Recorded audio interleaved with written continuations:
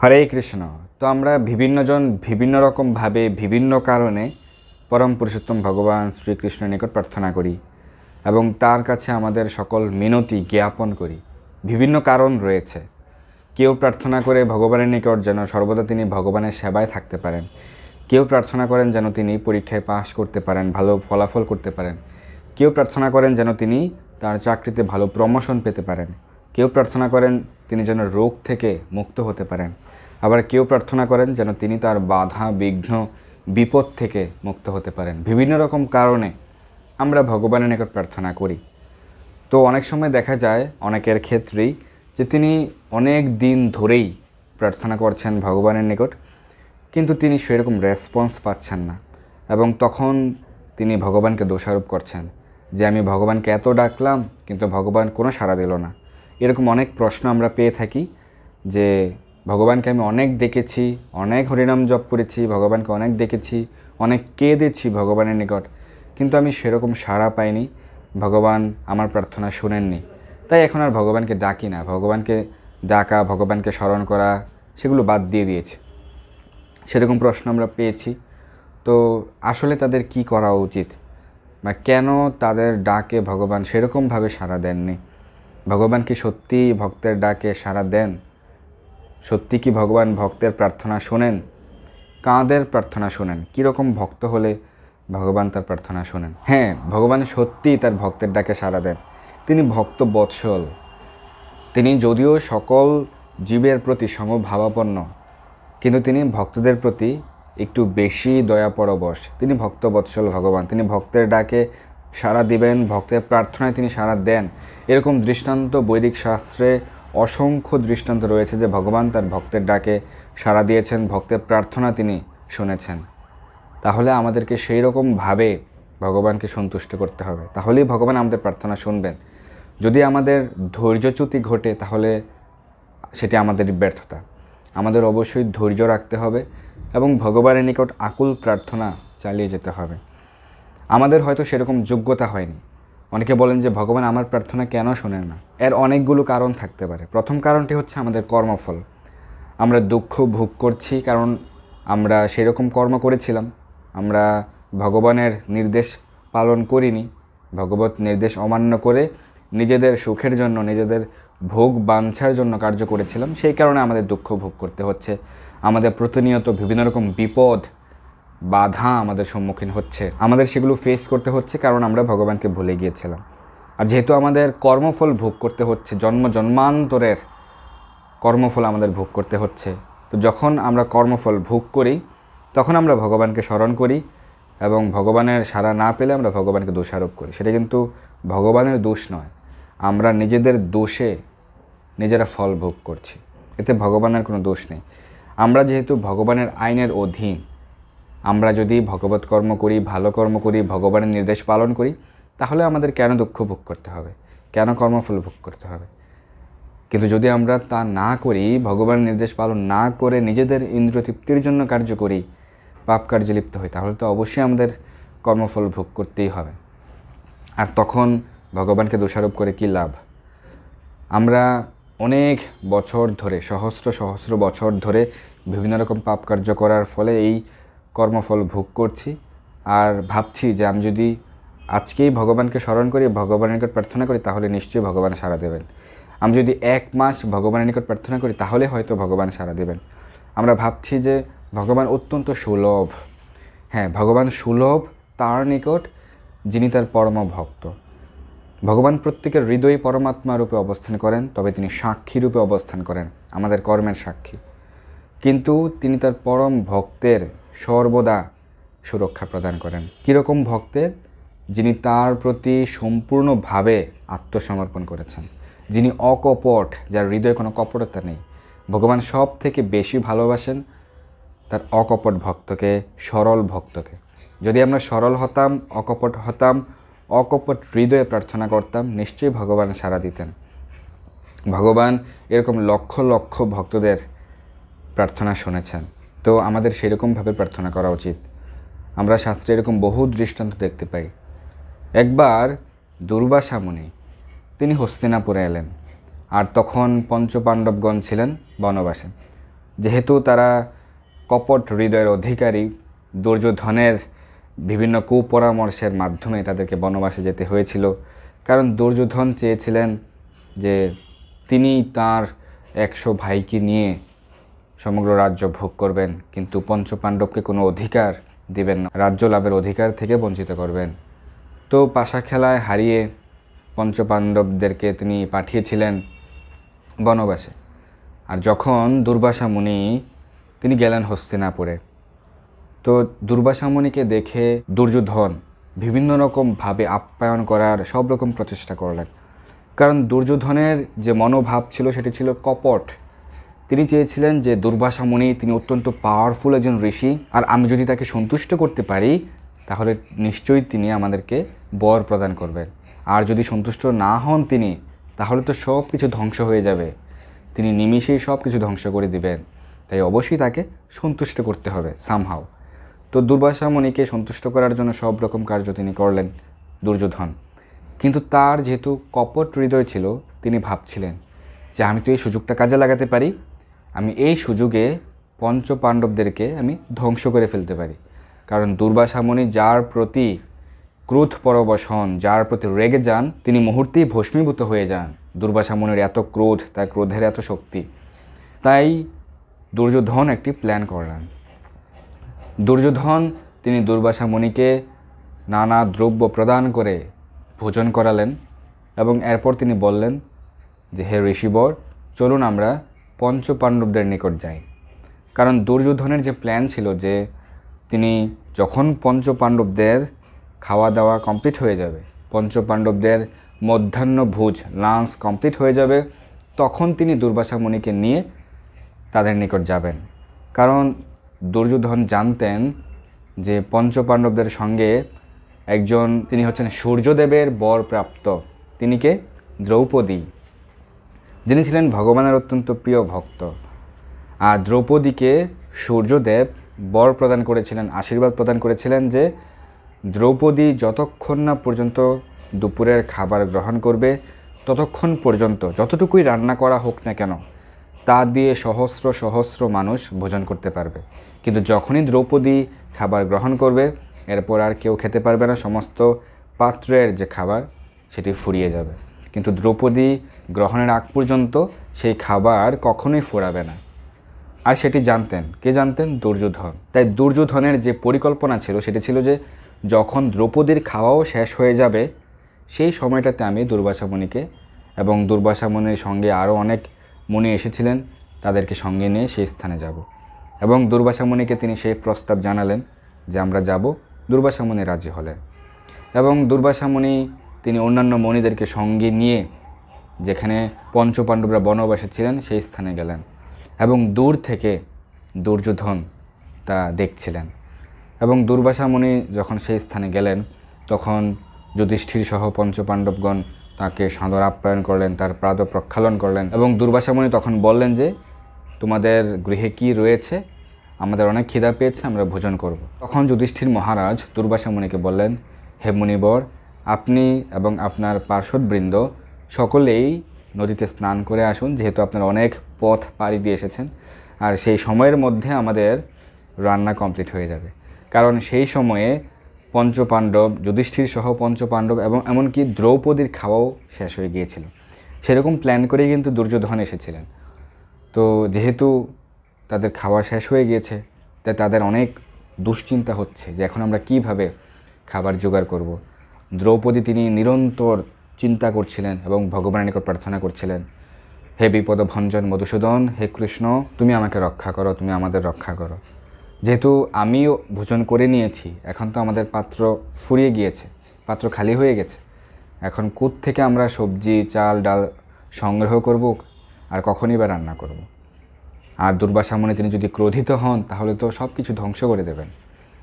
আর যখন দ্রৌপদী তিনি ক্রন্ধন করতে লাগলেন আর রান্নাঘরে গিয়ে তিনি ভগবানের নিকট আকুল প্রার্থনা করতে লাগলেন, ভগবান চলে আসলেন ভক্তের প্রার্থনায়। কারণ দ্রৌপদীর প্রার্থনায় কোনো কপটতা ছিল না, তার সৎ ইচ্ছা ছিল যে আমি যেন বৈষ্ণবকে সন্তুষ্ট করতে পারি, আমি যেন দুর্বাসা মুনিসহ সকল ঋষিদেরকে সন্তুষ্ট করতে পারি, আমাদের যেন কোনো অপরাধ না হয়।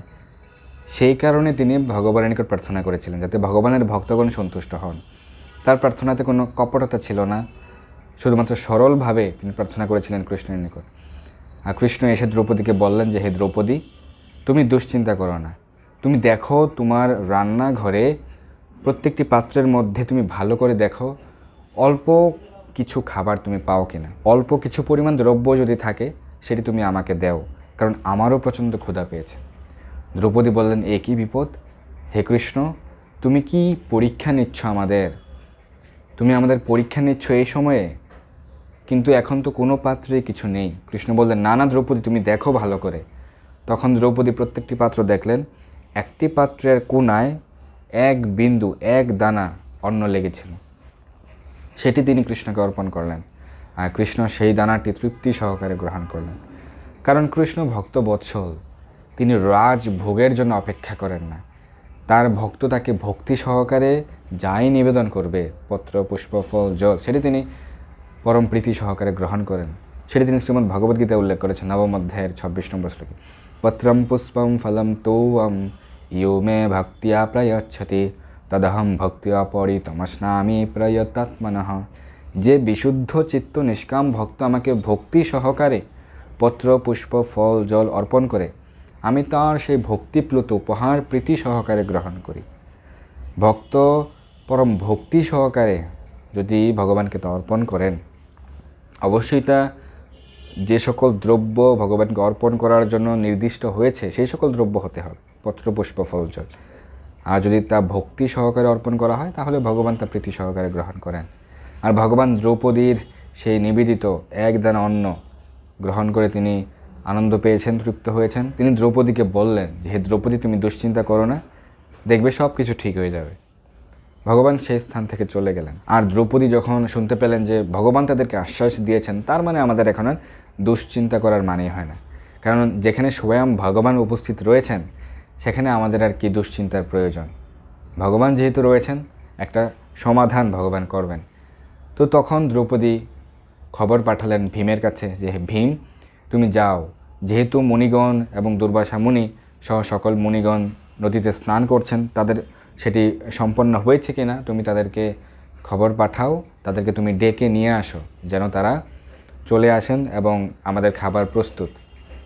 তখন ভীম গেলেন সংবাদ নিয়ে এবং দুর্বাসা মুনিকে বললেন যে, হে মুনিবর, আপনাদের খাবার প্রস্তুত, আপনারা শীঘ্রই আমাদের গৃহে আসুন। তখন দুর্বাসা মুনি ভাবতে লাগলেন, কী ব্যাপার, খাবার প্রস্তুত? তাদের তো খাওয়া শেষ, তাহলে খাবার কোত্থেকে এলো? আর তখন একটা বিস্ময়কর ঘটনা ঘটল। দুর্বাসা মুনিসহ সকল মুনিদের উদরে হাত। তারা ভাবলেন, কী ব্যাপার, একটু আগেই তো আমাদের ক্ষুধা ছিল, কিন্তু এখন মনে হচ্ছে কোনো ক্ষুধা নেই। মনে হচ্ছে মাত্র কয়েক মিনিট পূর্বেই আমরা আকণ্ঠ ভোজন করেছি, এখন এক দানাও আমরা ভোজন করতে পারবো না, কোনো ক্ষুধা এখন নেই। কি হলো ব্যাপারটা?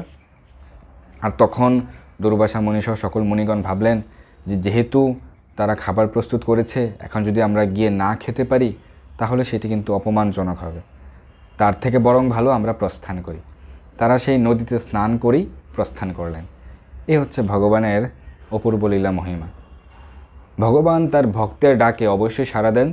যদি তার ভক্ত আকুলভাবে ডাকেন, তার ভক্তের প্রার্থনায় যদি কোনো কপটতা না থাকে, সরলতা থাকে, তাহলে ভগবান সেই সরল ভক্তের ডাকে অবশ্যই সাড়া দেন। ভগবান সাক্ষী গোপাল রূপে তিনি তার ভক্তের ডাকে সাড়া দিয়েছিলেন। তিনি তার ভক্তের বিবাহ কার্যের সাক্ষী হয়েছিলেন।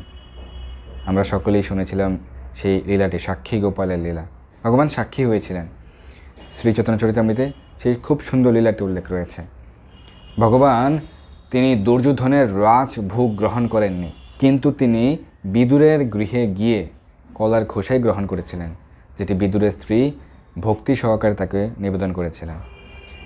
তিনি তার পরম ভক্ত, তার মিত্র সুদামা বিপ্রের খুদ গ্রহণ করেছিলেন এবং সুদামা বিপ্রের যে প্রার্থনা সেটি ভগবান শুনেছিলেন। ভগবান তিনি বাঁকে বিহারী রূপে তার এক পরম ভক্তের প্রার্থনা শুনেছিলেন।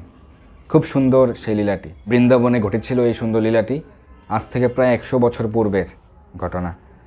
বৃন্দাবনে বাঁকে বিহারী, পরম পুরুষোত্তম ভগবান শ্রী বাঁকে বিহারীর মন্দিরের সম্মুখে একটি মিষ্টির দোকান ছিল। আর সেই মিষ্টির দোকানের যে বিক্রেতা, মিষ্টির দোকানদার, তিনি প্রায় বৃদ্ধ হয়ে গিয়েছিলেন। সেই দোকানদার তার কৈশোরকালীন বয়স থেকেই এই মিষ্টির ব্যবসা করছিলেন, তার পৈতৃক ব্যবসা ছিল। তো যখন তার বয়স প্রায় 16 বৎসর ছিল, সেই সময়কাল থেকেই তিনি ব্যবসা করে আসছিলেন। প্রতিদিন তার মিষ্টির দোকানে তিনি বসতেন এবং দিন রাত তার দোকান খোলা রাখতেন, কারণ তার একটি প্রার্থনা ছিল, একদিন যদি ভগবান বাঁকে বিহারী আমার দোকানে আসতেন, আমি যদি তাকে মিষ্টি অর্পণ করতে পারতাম, আমার তৈরি করা মিষ্টি যদি আমি ভগবান শ্রী বাঁকে বিহারীকে সরাসরি অর্পণ করতে পারতাম। যদিও তিনি প্রতিদিন মিষ্টি তৈরি করে ভগবান শ্রী বাঁকে বিহারীকে বাঁকে বিহারীর মন্দিরে অর্পণ করতেন, ভোগ নিবেদন করতেন, তবুও তার একটি প্রার্থনা ছিল যে বাঁকে বিহারী স্বয়ং তিনি যদি আমার দোকানে আসতেন, আমার কাছ থেকে তিনি যদি মিষ্টি গ্রহণ করতেন। আর তাই তিনি প্রতিদিন দিন রাত 24 ঘন্টা দোকানেই থাকতেন, দোকান খোলা রাখতেন। তিনি ভাবতেন যদি রাত হয়ে যায়, রাতে যদি বাঁকে বিহারী এসে আমার দোকানে নক করে, তাহলে যদি আমি না শুনতে পাই, তিনি যদি ফিরে যান। সেই কারণে তিনি দিন রাত 24 ঘন্টা তার মিষ্টির দোকান খোলা রাখতেন। সেই কৈশোর বয়স থেকে যুবক বয়স ধীরে ধীরে তিনি বৃদ্ধ হয়ে গেলেন। তার বয়স যখন প্রায় 70-এর ঊর্ধ্বে, তখন পর্যন্ত সেটি তিনি প্রতিদিন কন্টিনিউ করতেন। আপনারা দেখুন, অনেকে বলেন যে ভগবান তো সাড়া দেন না। আমি অনেক দেখেছি ভগবানকে, আমি 5 বছর দেখেছি, কিন্তু ভগবান সাড়া দেননি। তখন আপনি ধৈর্যচ্যুত হয়ে গেলেন, আপনি কিন্তু ফেল হয়ে গেলেন। ভগবানের পরীক্ষায় আপনি ফেলিওর। আপনি যদি ভগবানকে সত্যি সত্যি প্রার্থনা করেন, ভগবানের নিকট ভগবানকে সত্যি সত্যি ডাকেন, অবশ্যই আপনাকে ধৈর্য রাখতে হবে। কারণ আপনার প্রার্থনা যদি সরল হয়, অকপট হয়, ভগবান নিশ্চয়ই সাড়া দেবেন। আপনাকে ধৈর্য রাখতে হবে। সেই মিষ্টির দোকানদার, মিষ্টি বিক্রেতা, তিনি ধৈর্য রেখেছিলেন। সেই 16 বৎসর বয়স থেকে প্রায় 70 ঊর্ধ্ব বয়স পর্যন্ত প্রতিদিন নন স্টপ দোকানে ছিলেন। আজই বুঝি আমার বাঁকে বিহারী এলো, আজই বুঝি আমার বাঁকে বিহারী এলো। প্রতিদিন, যে কোনো দিনই তো বাঁকে বিহারী চলে আসতে পারেন। তিনি প্রতিদিন দোকান খোলা রাখতেন। আর এরকমভাবে যখন তার বয়স 70 ঊর্ধ্ব হলো, বৃদ্ধ হয়ে গেলেন, তিনি ঠিকমতো কাজও করতে পারেন না, শরীর দুর্বল হয়ে গেল, দৃষ্টি ক্ষীণ হয়ে গেল। একদিন তিনি মিষ্টির দোকানে বসেছিলেন রাত্রিকালে, রাত্রিবেলায় একটি ছোট্ট বালক তার দোকানে এলো। তার দোকানে এসে বলল, দাদু দাদু, তোমার কাছে কি মিষ্টি রয়েছে? সেই দোকানদার বলল, হ্যাঁ আমার কাছে তো মিষ্টি রয়েছে, তোমার কয় কেজি মিষ্টি লাগবে? বললো, আমাকে 1 কেজি দিলেই চলবে, তুমি আমাকে 1 কেজি মিষ্টি দাও।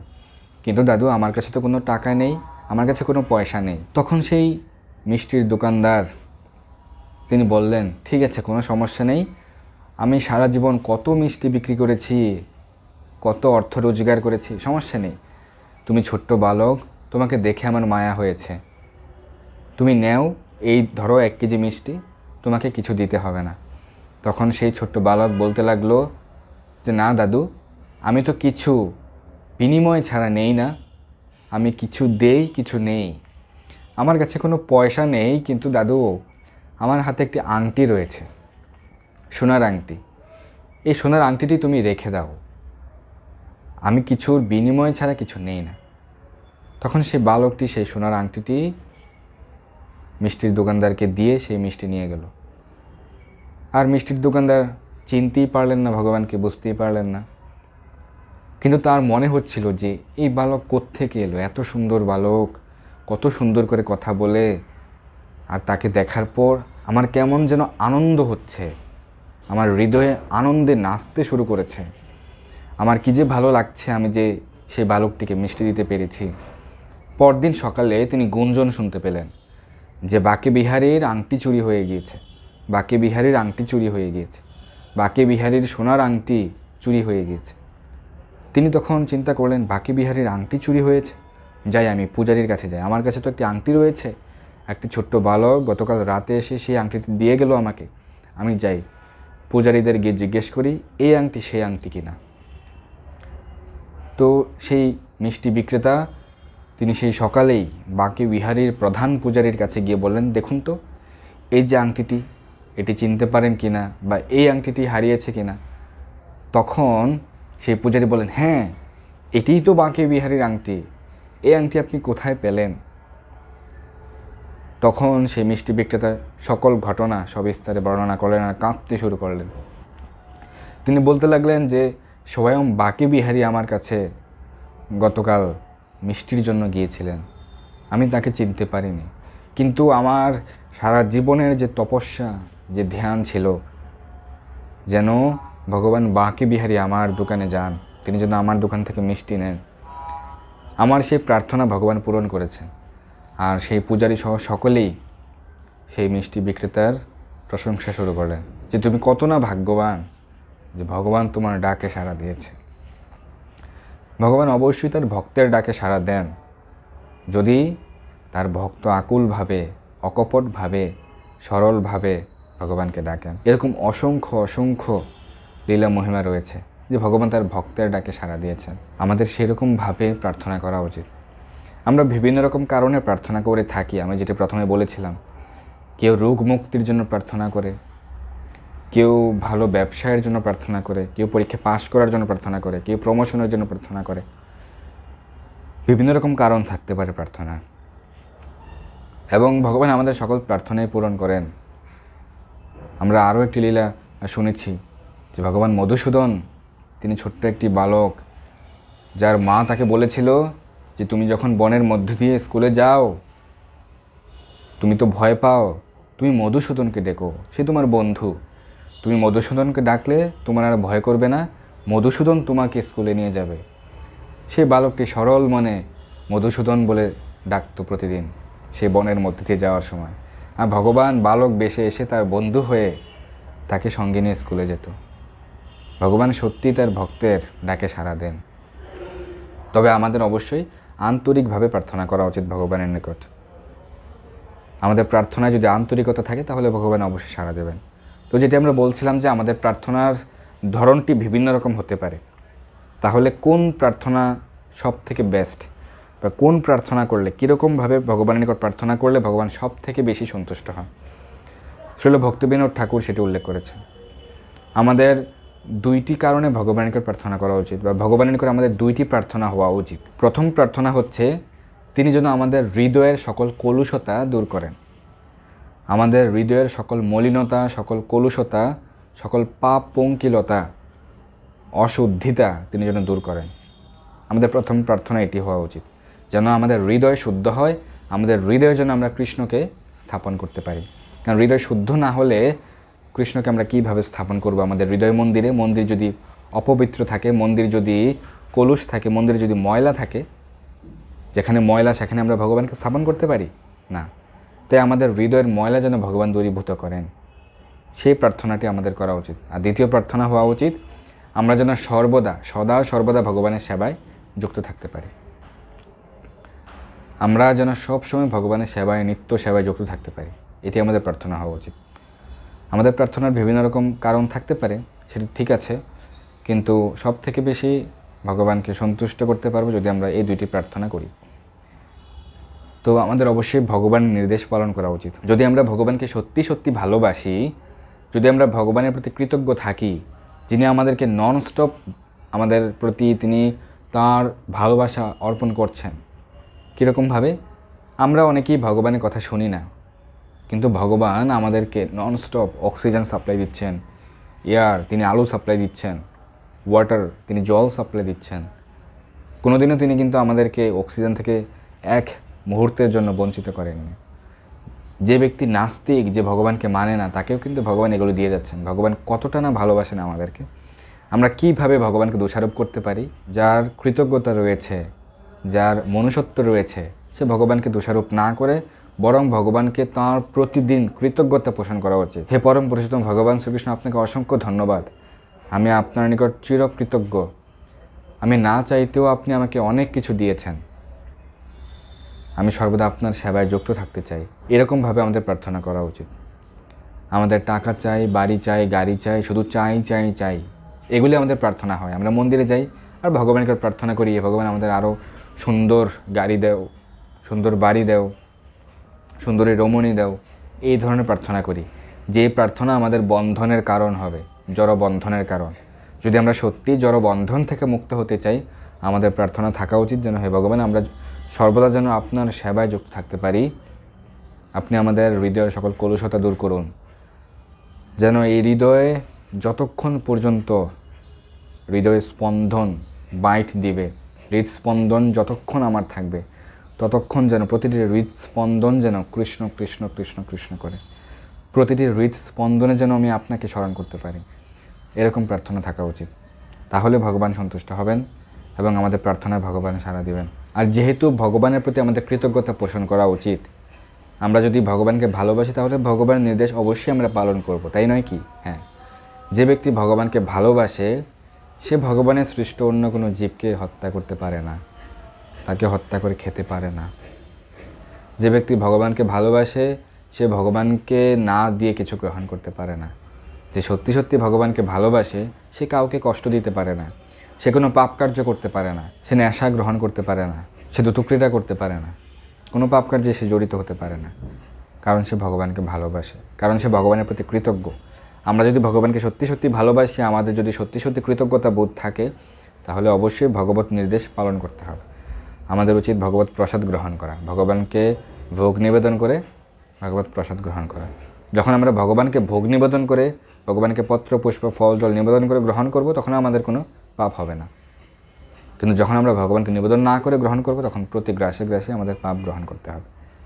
আর ভগবান অসন্তুষ্ট হবেন, আমাদেরকেও কর্মফল ভোগ করতে হবে। তাই আমাদের উচিত ভগবত নির্দেশ পালন করা, প্রতিদিন নির্দিষ্ট সংখ্যক হরিনাম জপ করা, জপমালায় হরিনাম জপ করা, প্রতিটি একাদশী ব্রত পালন করা এবং নিরন্তর ভগবানের সেবায় যুক্ত থাকা। আপনারা আমার জন্য প্রার্থনা করবেন ভগবানের নিকট, যেন আমি সর্বদা ভগবানের সেবায় যুক্ত থাকতে পারি এবং আপনাদের সহযোগিতা করতে পারি। ধন্যবাদ সবাইকে। আপনারা সর্বদা কৃষ্ণ ভাবনাময় থাকুন, ভালো থাকুন, সুস্থ থাকুন এবং সর্বদা ভগবানের নিকট প্রার্থনা করুন যেন সর্বদা ভগবানের সেবায় যুক্ত থাকতে পারেন। ধন্যবাদ সবাইকে। হরে কৃষ্ণ।